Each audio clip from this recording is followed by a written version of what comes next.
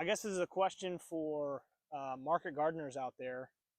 What sort of drip system do you use if you're using plastic?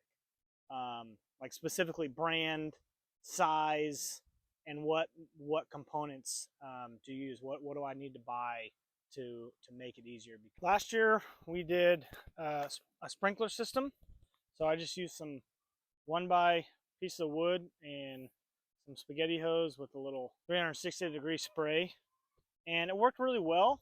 So it's just on a main trunk line that we use in the walnut orchard, and so we had it on hand, so I used it. But the problem is we're going to use a tarp of some sort, plastic, something, in the majority of our garden this year, because we are going to expand it to make it easier for us to keep the weeds down and just work on growing the vegetables. I don't know about the rest of you, but our garden is thrashed. We're way late on cleaning it up. You know, after fire season, after almond harvest, walnut harvest, we're just tired.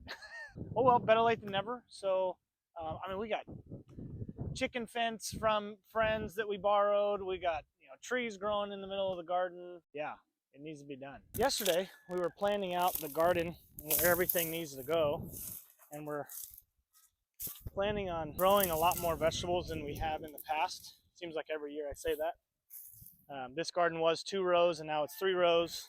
And we have another garden on the side yard and things like that. So anyway, we have a farm stand now, and so we kind of want to grow more vegetables to put on the farm stand to supply vegetables for other families, good quality organic food for other families. And I was telling my wife that I wanted to expand the garden almost double the size that it is now, and it was very overwhelming for her since she does a lot while I'm gone at the firehouse and maybe deployed on fires and things like that. So we kind of got to a point where she was like, I'm not talking about this anymore. Which, granted, I get it. It's, it's not like she was shutting it down, but it was just very overwhelming because she hadn't really thought of it. Like I'd been thinking about it for months.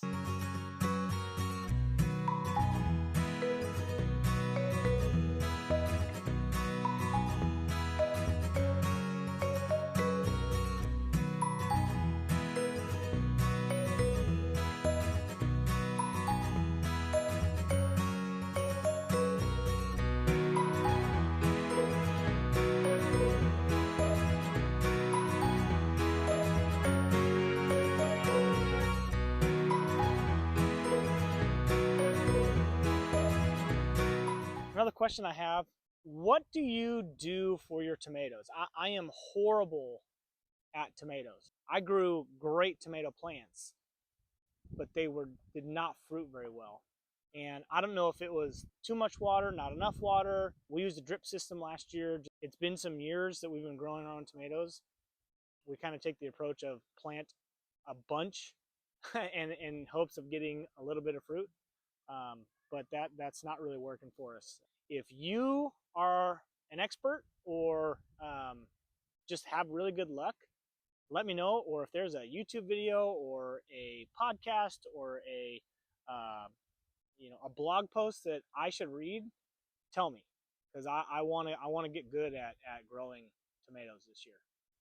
We've used wood chips in our walkways.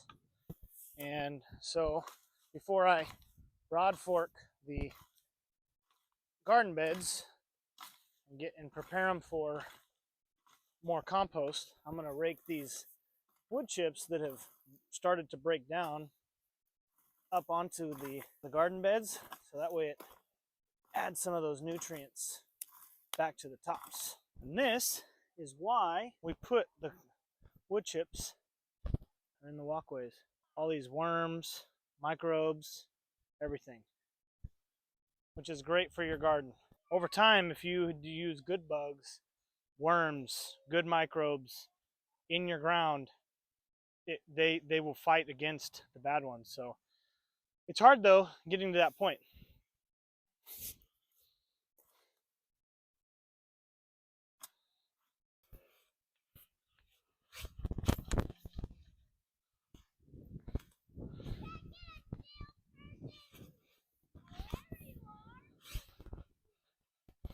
So broadforking is a way to aerate your soil.